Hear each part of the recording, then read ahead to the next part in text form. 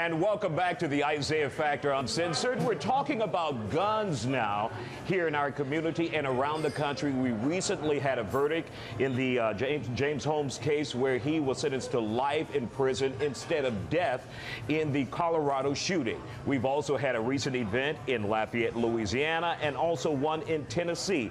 Joining us to discuss the gun issue is State Representative Alvarado and Scott Trent. Scott, your organization has a long name, so I'm going to look down and read it. Gun rights across America. We want to thank you guys for coming on the Isiah Factor Uncensored.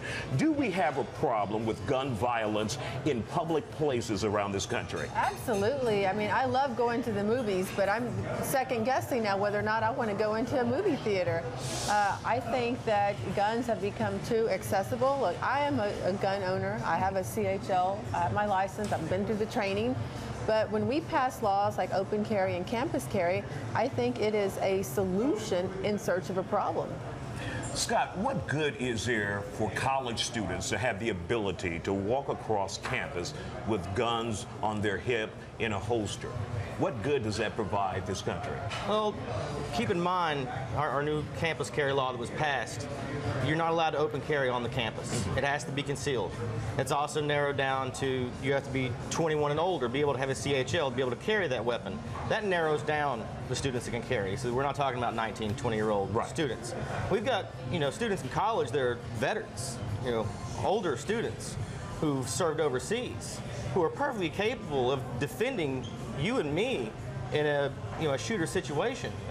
To me, that's the type of person I would like to have beside me if something happened. And we've had public shooters in college campuses before. And seconds are, when something like that happens, police are minutes away, and minutes go a long time when somebody's shooting at you. Now, I was all prepared to shoot Scott down, but when he said, and he brought it back to my memory, that we've had shootings on college campuses, what would be wrong with having like a vet or someone or a police take over? I don't think it's proven that because more people have guns that less people are going to die. It could create a more volatile situation.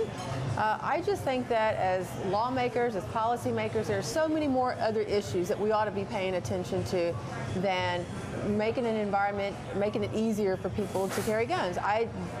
Everywhere I've been, people aren't saying, constituents aren't saying, you know what, I have a real problem with having to conceal my weapon. I want to be able to just show it off, just bear it all. People aren't saying that. So I say, if it isn't broke, don't fix it. We didn't have a problem. Now we're going to have a problem. And law enforcement doesn't like this legislation. Almost every police chief throughout Texas, these are the men and women that are going to have to deal with this situation on a daily basis, came to testify against it. They're concerned for their safety and how they're going to enforce the law. Well, Scott, if law enforcement is against it, how would you know as a civilian this is what we should be doing? I personally know law enforcement, police chiefs and such that are for this. I know that the majority of our chiefs... But what if we've seen a succession of police chiefs go to the legislature, those who are interested and concerned about the safety of the public, and they said, absolutely not, we don't want this? We do have chiefs that, the majority of them, that were against it. The majority of our sheriffs were for it. Keep in mind, this is our law enforcement.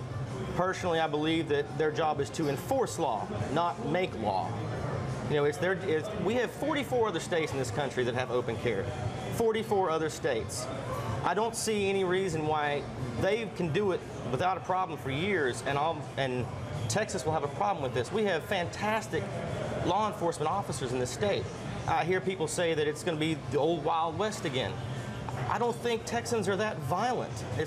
We're not that bloodthirsty. 44 other states can do this, and they don't turn into the Wild West.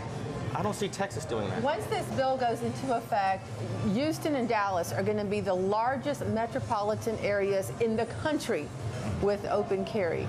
So, embarrassing or not? Or disturbing?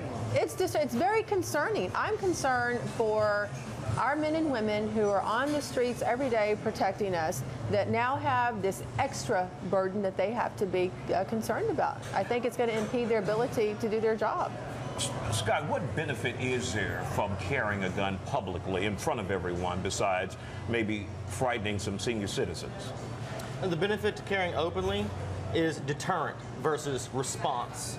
Responding to something is good to have, but if the crime's already taken place, the violence, it's already happened. You know, if somebody gets shot or stabbed or something in front of you, or they draw on you and you have to respond to that's one thing. But if you can deter the situation altogether, then the violence never even happens. And personally, that's what I would want. Now, Scott Trent, we're running out of time. Scott Trent from Gun Rights Across America. Yes. You got a long name.